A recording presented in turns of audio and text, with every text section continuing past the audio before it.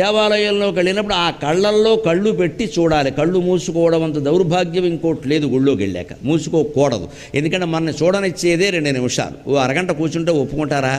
మనిషికి లోకంలో తిరుగుతున్నంతసేపు తన గొప్పలే కనపడతాయండి. తన తప్పులు ఎక్కడ కనపడతాయంటే గుళ్ళో కనపడతాయండి ఖచ్చితంగా.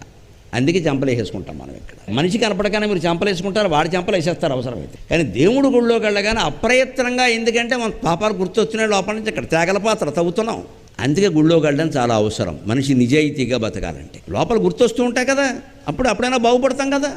అందుకే ఏం చేయాలి? ఆ పాపం పోవడానికి, ఆ పాపం చెంత పోవడానికి, పశ్చాత్తాపం కలగడానికి భగవంతుడు కళ్ళల్లో కళ్ళు పెట్టి నేరుగా చూస్తే ఆ శ్రీకృష్ణస్వామి వేణుగోపాలస్వామి కళ్ళల్లో ఉండేటువంటి చూపులు, ఆ ఎరుపు రంగు రేఖలతో కలిసినటువంటి కిమ్మీరితమైనటువంటి చూపులు మన కళ్ళల్లో ప్రవేశించేసరికి మనకుండే తమోగుణం, రజోగుణం నాశనమై సత్వగుణంతో ఉంటాం కనీసం.